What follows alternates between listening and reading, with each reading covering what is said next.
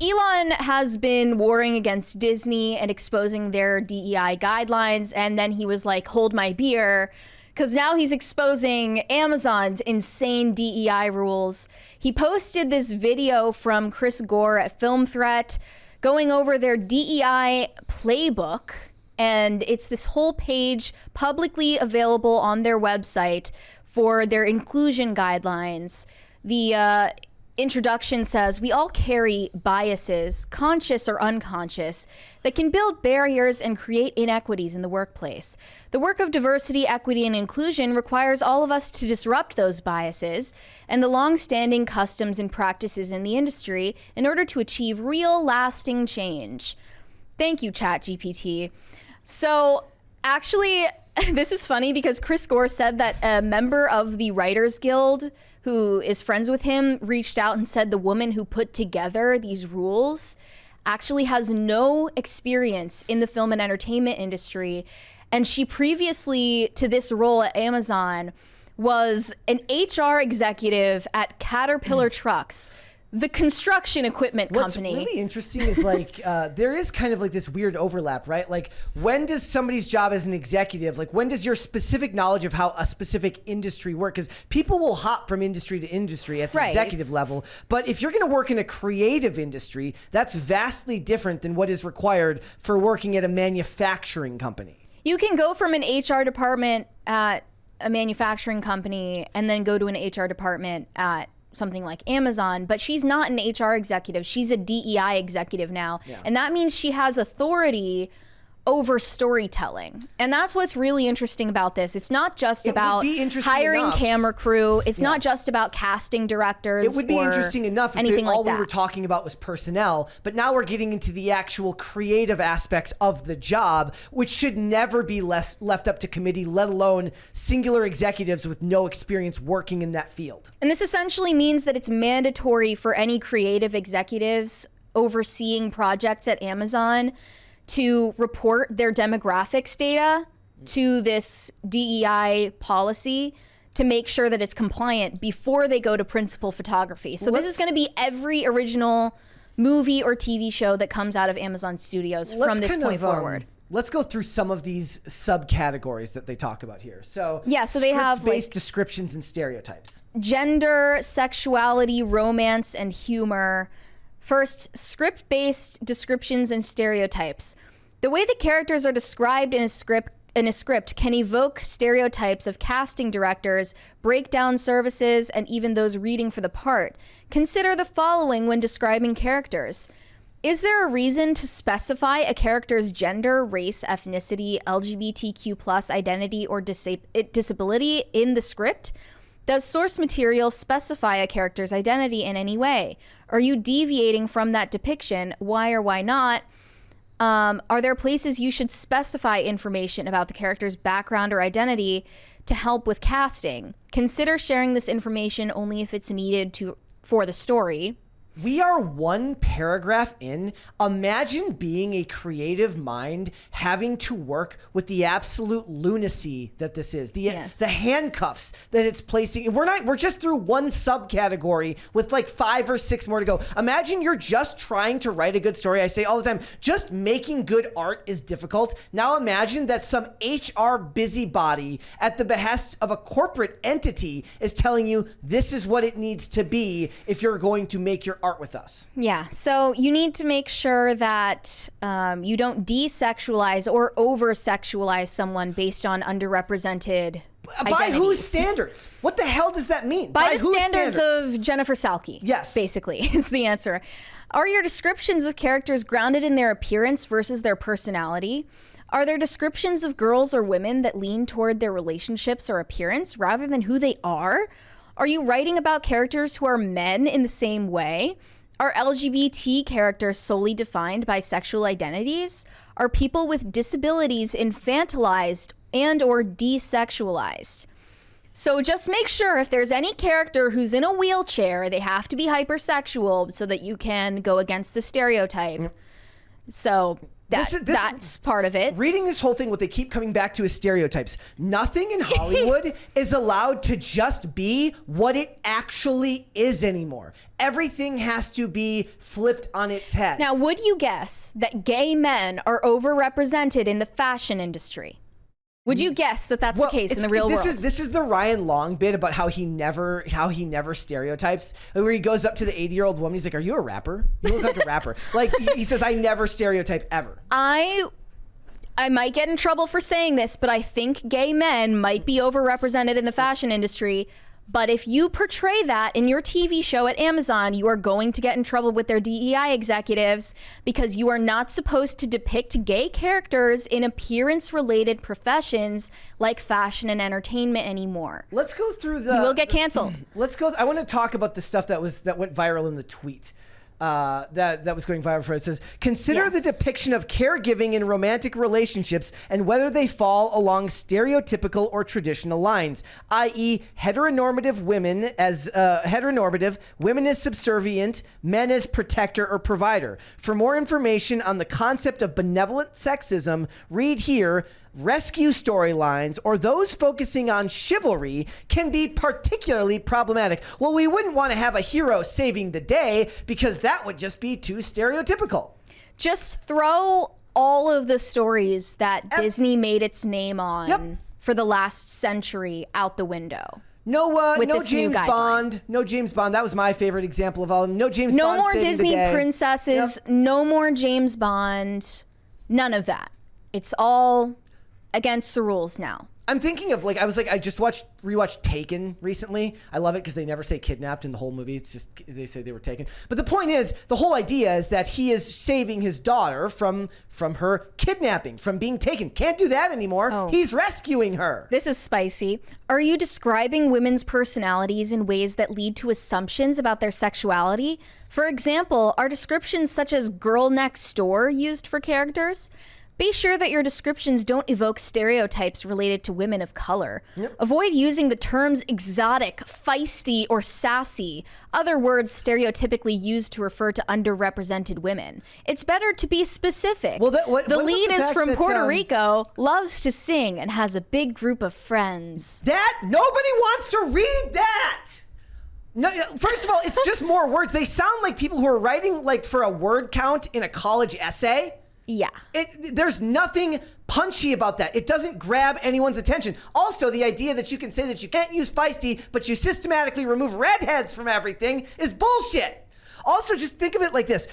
When you talk to the actors, what do they always talk about with their stupid acting, with their acting coaches? You have to be free and unencumbered.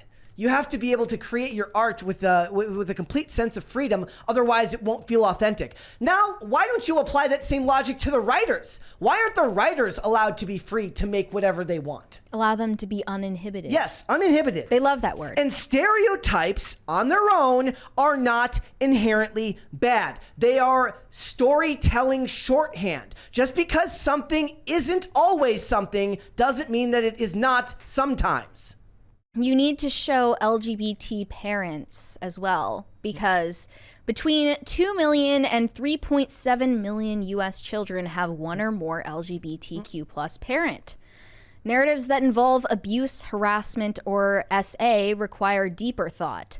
When these topics are included in the storyline, handle them with sensitivity. Have survivors been consulted for their perspective and insights? You just have to flag down someone on the street. Hey, have you ever been assaulted? Did a guy ever assault you? Can you please consult for free on this script that I'm writing to make sure that it's sensitive?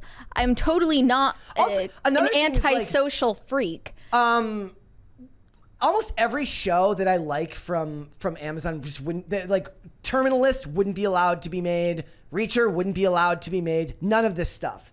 No good art has ever been created by committee. Art is the product, especially at the storytelling level, is the product of a singular person's vision who entrusts dozens, if not hundreds of people to help systematically carry out that vision to project it to the world. It is a very, very difficult process at the best of times. When you handcuff them with bullshit like this, you have to wonder, why is it even being made? I will tell you why. Because this is what we get for the commercialization of art, and for a lot of, like we talk about the illusion of choice. right? You really only have just a couple of choices now. So it's the consequences of large corporations buying up all the properties. Eventually, all of your bullshit committee-made art will be made by Amazon and Apple, and that's it. How exciting. Isn't that great? Yeah. It sounds like so much fun. Fills me with hope and optimism for the future of the worst part about it is like it's at its base level, this is being done by like cry bully tattletales, because that's what these people in the HR departments are. They went and complained to the teacher a bunch. So the people who are out there bringing their vision to life, creating, which is something that's unbelievably difficult to do. Again, like somebody asked us a question once. They said, like, if you could write a story, what would you be? I was like, I wouldn't be able to. I would not have the talent to be able to do that, which is why I find it unbelievably disrespectful when you try to handcuff somebody and tell them they have to make their art a certain way. Yeah, I think that it's not even political. It's more psychological. And I recently saw a post that explained this deeper. All of this is it boils down to revenge of the nerds. Regardless of where someone stands on the political spectrum, there are people on the right that fit this description. There are people on the left that are like this. They felt like they were put upon. They probably didn't fit in when they were in school. They were part of like the theater club, or they were, they were nerds. And they don't believe They got in forgiveness. stuffed in lockers. They don't want to forgive the people who were more powerful than them that abused their power. They instead will go into these positions of power in corporations and use that power to lash out at those they feel have victimized them. We should go through stereotypes and humor. One more thing that was in this parenting section that interested me was, are men presented as inept when shown as parents or caregivers? Because we often talk about the stereotype of a stupid, bumbling dad who is fat, out of shape. He doesn't know what his kids are doing. Doesn't know what his kids are doing. The kids don't respect him. His wife doesn't respect him, is not attracted to him.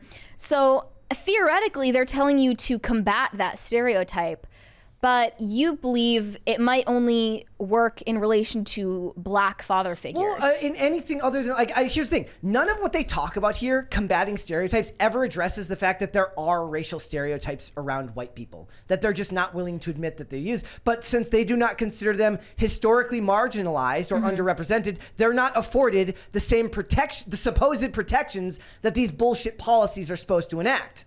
Right.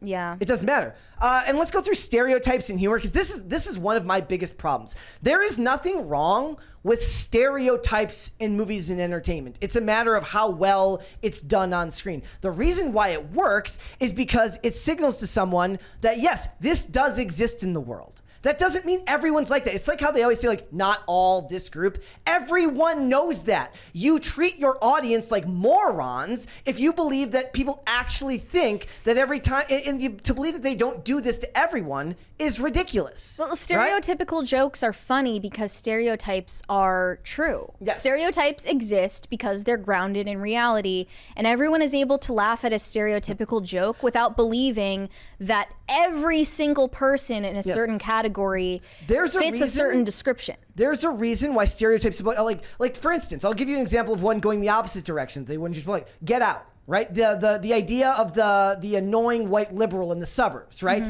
It works. And it works in that movie.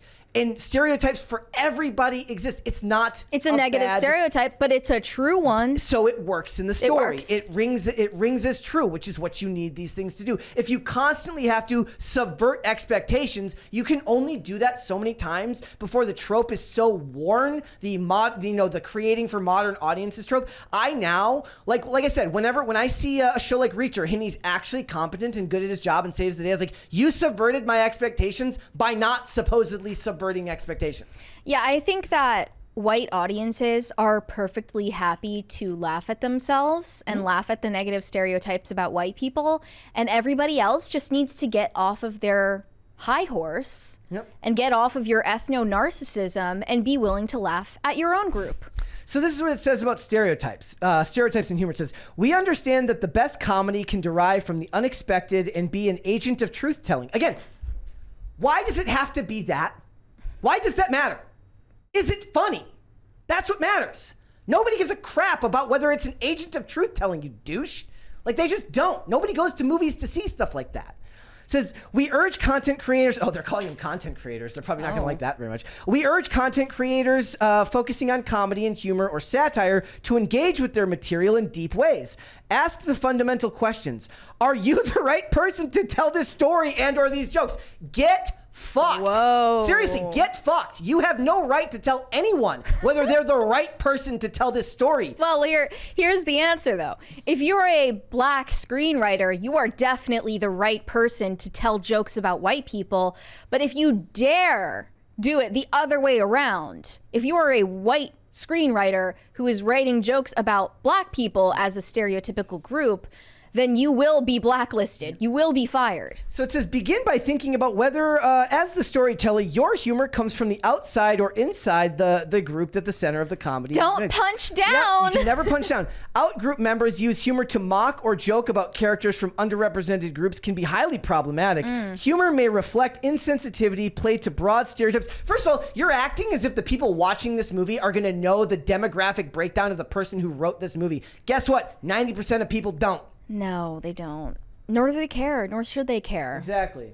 It goes on. Let's see. Here are a few things to consider when you include humor in your storytelling. If characters from underrepresented backgrounds and historically marginalized groups only appear in your story to deliver humorous lines as a source of amusement, this is problematic.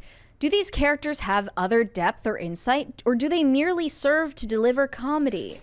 Okay, so go watch Not Another Teen Movie, and the character whose whole point is say, damn, shit. Like, it's funny. Literally 0 characters in Not Another Teen Movie have depth. And that all of those characters exist to deliver jokes. And that character actually does make a point where he says, I think you're going to lose this bet. But by losing this bet, you're going to discover something about yourself, which means that at the end, you'll ultimately... He makes like a really deep and meaningful statement, and everybody just kind of laughs at it, right? You also noted there's nothing about fat people in this whole thing. Well, Reggie Ray was a big part of Not Another Teen Movie. And I am surprised there's nothing about fat characters in this. They're going to have to revise it. I'm going to send them a sternly worded email. Review the script and stories with members of the community. No, who has the time to do? What if you just don't have the money to do all this, right? Like, are you going to go build a coalition of people to do this with? Eventually, you're going to price out small creators because they don't have the time to meet all of these ridiculous requirements. I'll finish this. I apologize. So it says...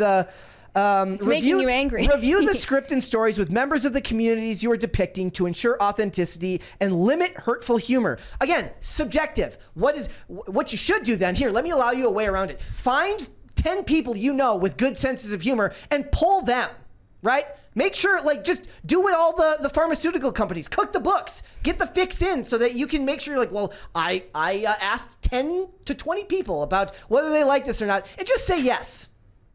Like, pay them off. Yes. Yeah. Seriously. Well, on to race and ethnicity, though. You cannot link black characters in your project to violence, either as perpetrators or victims or gang violence. You can't link them to drugs, addiction, or sexual promiscuity. You can't show them as a member of a family unit that doesn't center on broken homes, single parents, or aspects of family life that foreground difficulty rather than joy. You cannot present them in positions that are linked to entertaining others. So they can't be, does that mean they can't be athletes either? They cannot deal with hardships or difficulties that are linked to their race. Every movie from Amazon Prime going to be an all-white NBA? You cannot frame Hispanic or Latinx characters as foreigners. You cannot show them in relation to illegal activity, particularly illegal immigration. You can't show them in multi-generational households. You cannot show them in Blue Beetle would have been bilingual family settings. Blue Beetle wouldn't have passed any of this. Can't show them in relation to violence. You can't show them as being sneaky, sly, or scheming. And they can't be overly sexualized. You know what all this is?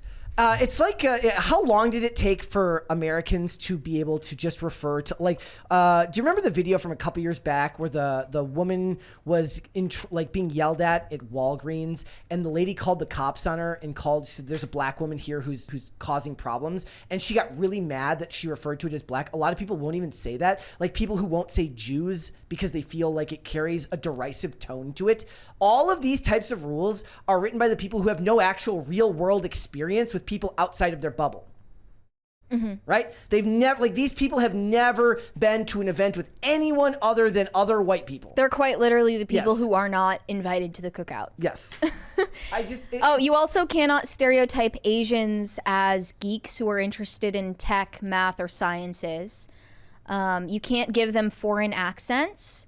You can't portray Asian women as naive, vulnerable, or silenced. They can't be framed in a provocative light, and they also cannot be shown as dangerous, evil, or threatening to others. All of this, let's just finish it here. All of this, everything you should, and this is just one section of like a 6-section thesis. All of this covers not just storytelling, it covers casting, hiring, everything. Imagine trying to create something as complex, as difficult as good art, which we go to 10, 20, 30 movies a year. Only a handful of them actually end up being good. Out of all the movies, all of the television shows that come out every single year, maybe a handful get any type of real praise from the general public. Imagine trying to be the person who's saying, I'm going to create the next this. I'm going to create the next that, the next great movie, the next great television show, and then having this freaking manual dropped in front of you and then having to somehow consult this. You wouldn't be able to write a paragraph without going to check and then reread the whole manual the whole way through. They're going to need to write a DEI Bible. Everything eventually will have to be, they will have to write programs that will just allow ChatGPT or AI to then proofread their shit and then fix what's wrong. Mm-hmm. I mean, it's pretty much gotten to that point already.